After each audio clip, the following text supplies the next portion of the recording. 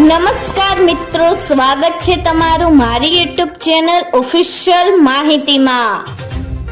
ગુજરાત પરની સિસ્ટમ આગળ વધી છે। સૌરાષ્ટ્ર બાદ હવે વરસાદ કઈ તરફ વધશે અને ક્યાં પડશે ભારે વરસાદ, આના વિશેની સંપૂર્ણ માહિતી મેળવવા માટે આ વિડીયો અંત સુધી જરૂર નિહાળજો અને હજુ સુધી મારી ચેનલને સબસ્ક્રાઇબ ના કરી હોય તો સબસ્ક્રાઇબ કરી લેજો। મિત્રો, ગુજરાતમાં છેલ્લા ઘણા દિવસોથી બે પ્રકારની સ્થિતિ જોવા મળી રહી છે। રાજ્યમાં ચોમાસું ભરપૂર સક્રિય છે અને સૌરાષ્ટ્ર તથા દક્ષિણ ગુજરાતના વિસ્તારોમાં ભારેથી અતિ ભારે વરસાદ થઈ રહ્યો છે।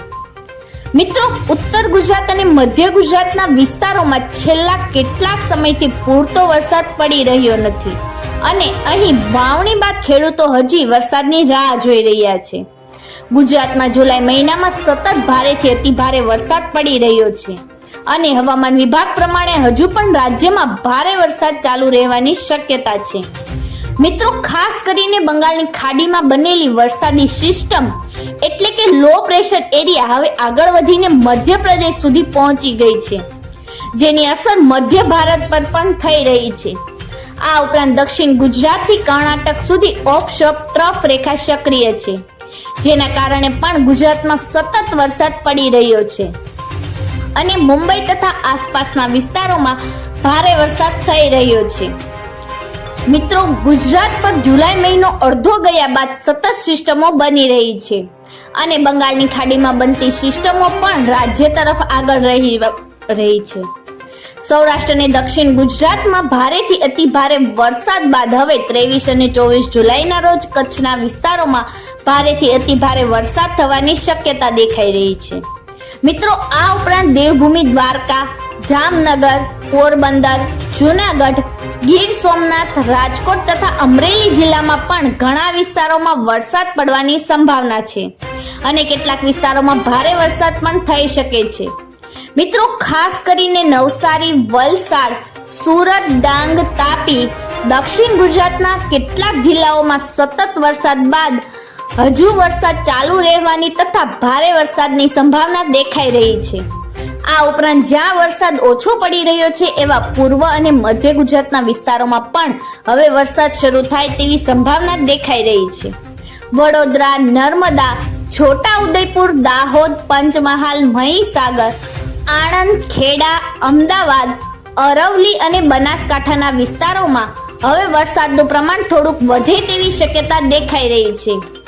આ સાથે જ કેટલાક વિસ્તારોમાં હળવાથી મધ્યમ તો ક્યાંક થોડો વરસાદ પડવાની શક્યતા છે। આ ઉપરાંત પાટણ, મહેસાણા અને બનાસકાંઠાના કેટલાક વિસ્તારોમાં પણ હળવાથી મધ્યમ વરસાદની સંભાવના રહેલી છે।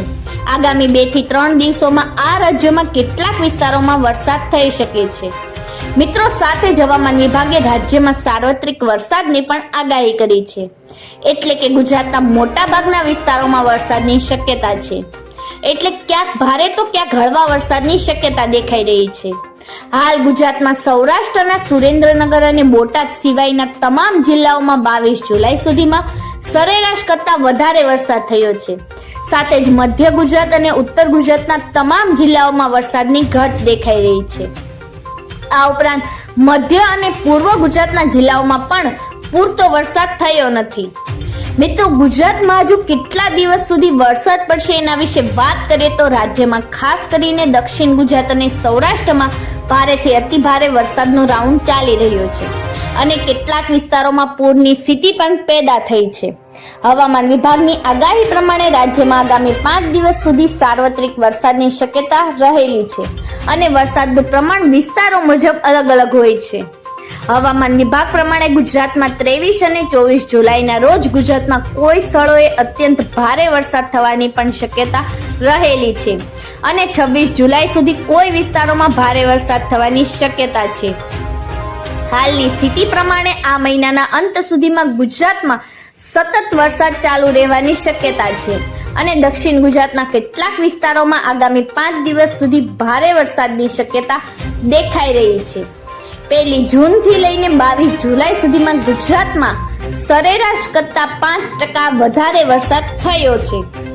મિત્રો, આવી જ વધુ માહિતી મેળવતી રહેવા માટે મારી ચેનલ સાથે જોડાયેલા રહેજો.